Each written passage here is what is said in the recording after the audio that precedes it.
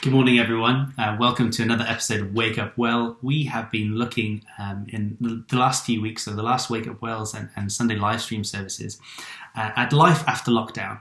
And specifically this week, we've been looking at needing God in an age of self-sufficiency. And sort of some of the challenges that present themselves to us as sojourners in the world around us and in the cultures around us. And I wanted to read a parable to you this morning from the book of Luke, Luke chapter 12. And it's the parable of the rich fool. And this kind of some of the strong language that God uses in this passage to this man, and so some of the lessons that we can take from it. So it's Luke chapter 12. I'm just going to read verses 16 to 21. It says this: "And he told them a parable, saying, The land of a rich man brought forth plentifully. And he thought to himself, What shall I do, for I have nowhere to store my crops? And he said, I will do this. I will pull down my barns and build larger ones, and there I will store all my grain and my goods. And I will say to my soul, Soul, you have ample goods laid up for many years. Take your ease, eat, drink, and be merry. But God said to him, You fool, this night your soul is required of you, and the things you have prepared, whose will they be? So is he who lays up treasure for himself, and is not rich before God." A very striking story and very strong language used by Jesus in this parable. So I've sort of briefly entitled this Wake Up Well as Faith in God versus Hoarding. One man stores up his treasures and wasn't rich towards God. That's the essence of the story. He stores up his own wealth and stores them on the earth, and he isn't rich towards God. And what happens? Jesus is issuing a warning here, I believe, to those who store up for themselves and refuse to give God what he deserves. Let me say that again. Jesus issues a warning here for those who store up things for themselves on this earth and refuse to give God what he deserves. This parable tells of a man who accumulates many things and then thinks of how he can store all his stuff. He will pull down his old barns and build new ones to store all of his things. Once the hoarder kind of figures this out, he sets out to then eat, drink, and be merry.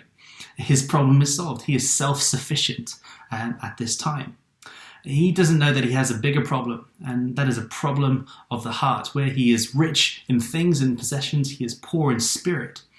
He is so consumed with the earthly things around him, the things that he's accumulated, that he has neglected to give God what he deserves, the glory.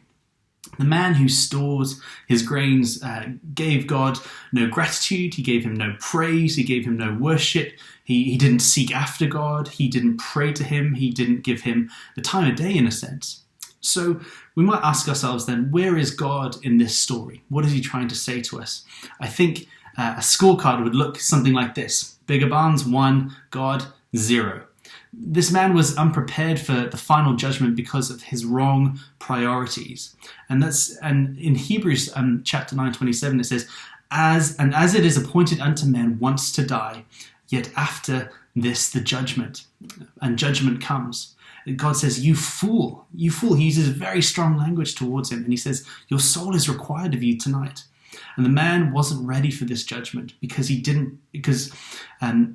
prioritized his control, his abilities, his barns, his success, his wealth over what was important, which was his relationship with God.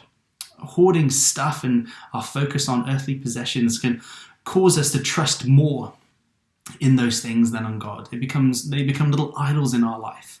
It often leads us into selfishness because it is hard to give up what you've dutifully put aside for you, yourself, and your family. And this is the question: where do you find your sufficiency from?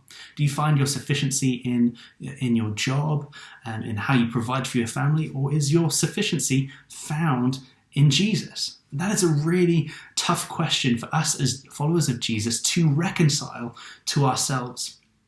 Let me encourage you this morning.